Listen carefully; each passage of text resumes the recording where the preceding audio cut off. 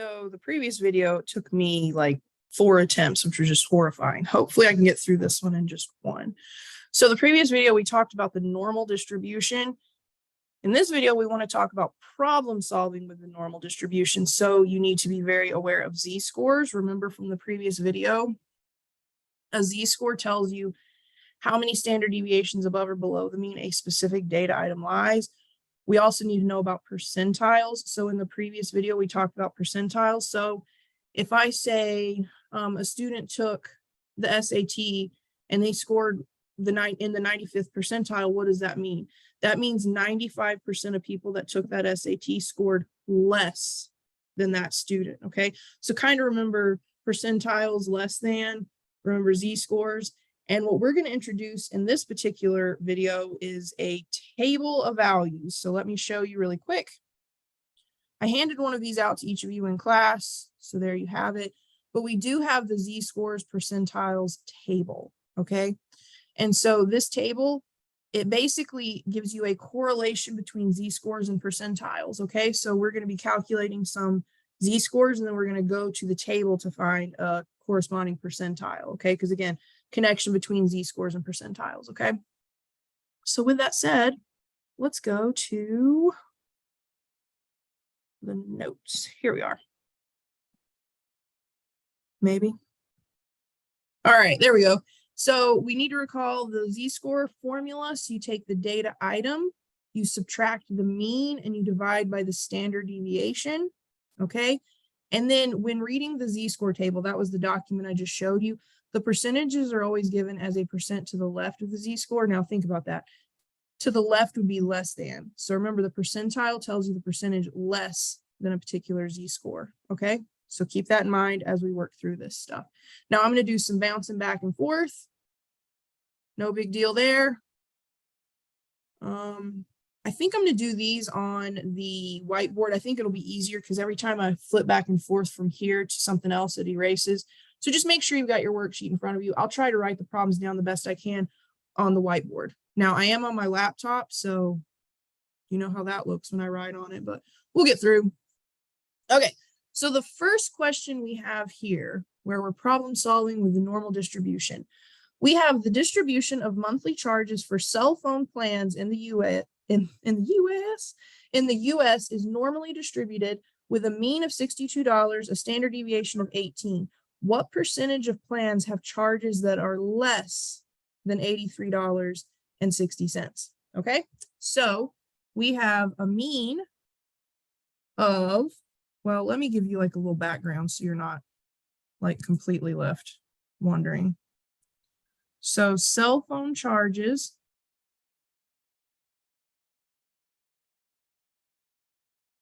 normally distributed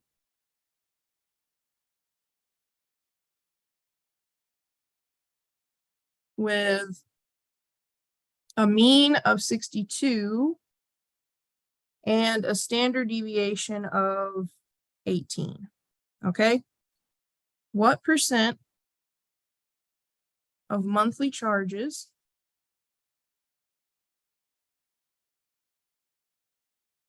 are less than $83.60?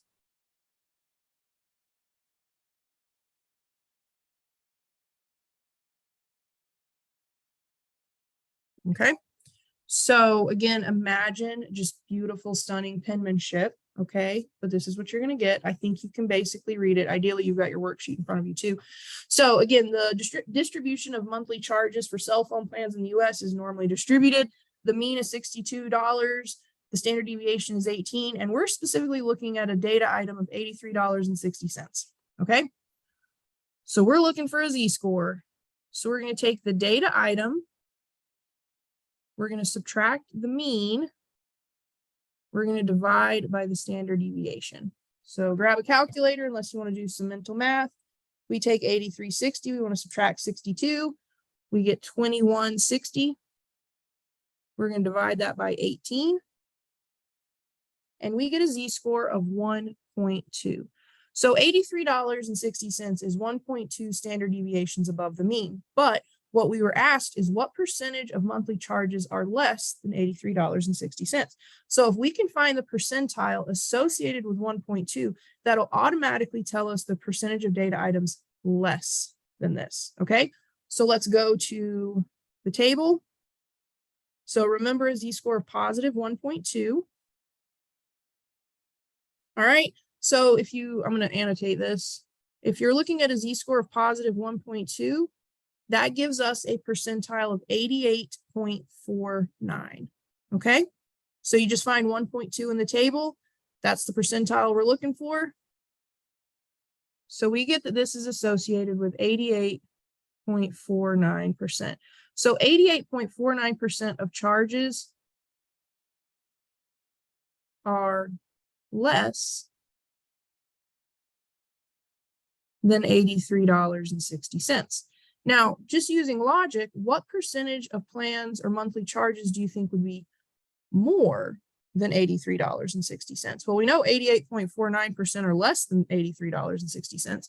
So if we took 100% of all monthly charges, subtract the percentage that is less than $83.60, we would then know the percentage of charges greater than $83.60. So if I did 100 minus 88.49, I would get that there's 11.51% of charges are greater than 83.60. So just really know how to use the table. The table, the number that's directly associated with your z-score from the table, that is the percentage less than a data item. If you want the percentage greater than a data item, all you got to do is subtract from 100, okay? So that's the first example. Let's look at the second example in your worksheet. So the second example in your worksheet says female adult heights in North America are approximately normally distributed. So female heights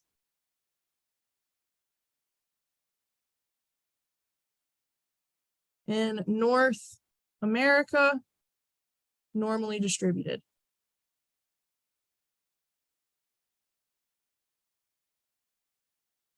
Okay. Now we're then told that the mean is 65 inches. The standard deviation is 3.5 inches. So the question they're asking is what percentage of North American women have heights that exceed 69.9 inches? So what percent exceed 69.9 inches? Now, exceeds means greater than. So what percentage of North American women are taller than 69.9 inches? Okay, so we're going to find the z-score. We take the data item. We subtract the mean. We divide by the standard deviation. Okay, so we're going to get 4.9 divided by 3.5. And I get positive 1.4. So that tells me a height of 69.9 inches is 1.4 standard deviations above the mean. What we want to do is now find a percentile attached to this. Now, the percentile in the table that is directly attached to a z-score of 1.4 tells us the percent of data that's less than 69.9%. We want the opposite of that. Okay, so just keep that in mind. Now I'm going to flip over to the z-score table. Remember a z-score of 1.4. So from the table, a z-score of 1.4 is associated with 91.92%. Okay. So 91.92% of heights are less than 69.9 inches, but that's not what the question asked. The question here asked, what percent of the heights exceed 69.9 inches? So here we know the percentage that are of women that are less than 69.9 inches. 91.92% of women have a height less than 69.9 inches. If we take that percentage and subtract it from 100, that would tell us the percentage of heights that are greater than 69.9 91.9 inches. So I want to take 100 and subtract 91.92, and I get, hold on, I did that wrong. Oh, 0.08. So I get 8.08% of women are taller than 69.9 inches. So just be very careful. The number directly from the table gives you the percentage less than a data item. You subtract it from 100, it gives you the percentage greater than a data item. So in this particular case, 8.08% of women are taller than 69.9 inches. Okay. Next up, let's talk about the life expectancy of refrigerators. Okay, so the distribution for the life of refrigerators is approximately normally distributed with a mean of 14 years and a standard deviation of 2.5 years. So refrigerator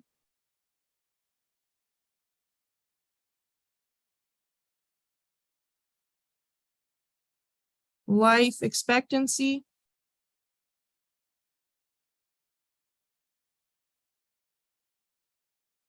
is normally distributed. Again, pretend this is beautiful. You know what I'm trying to say, okay? Now we have the mean life expectancy of a refrigerator is 14 years. The standard deviation, 2.5 years. And we want to know what percent live between 11 and 18 years. Well, what, pray tell, do we do here? We've been given two different data items. So what we're going to have to do is we're going to have to find two different z-scores, and then we're going to find the difference in those z-scores, and that'll tell us the percentage that live between 11 and 18 years. So if I'm going to do the z-score for 11, I take 11 minus 14, and I divide it by 2.5. So that gives me -3 divided by 2.5.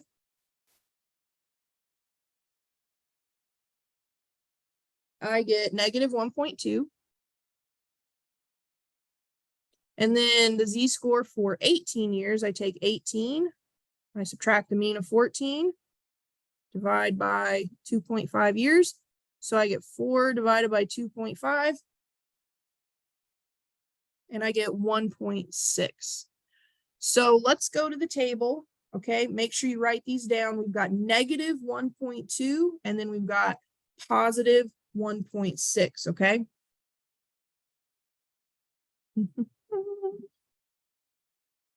Okay, so -1.2, I'm gonna have to scroll for.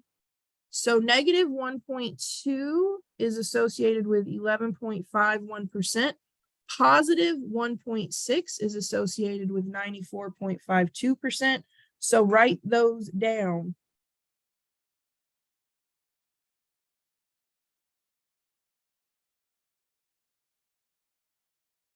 Okay, so make sure you've written those down.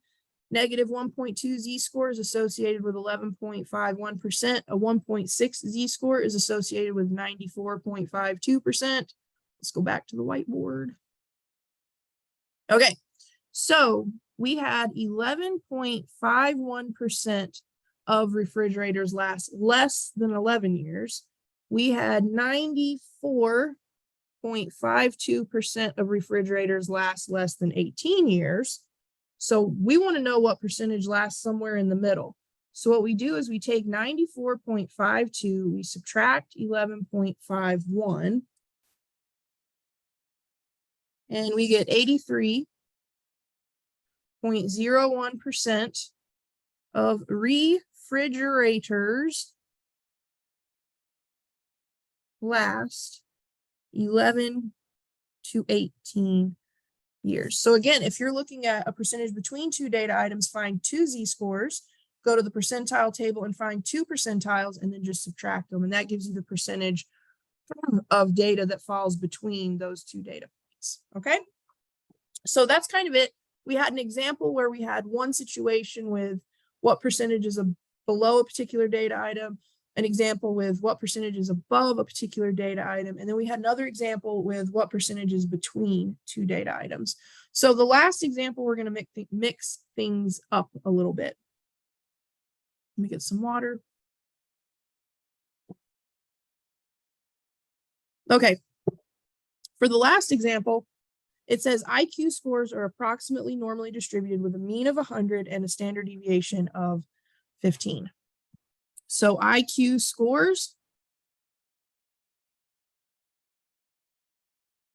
normally distributed.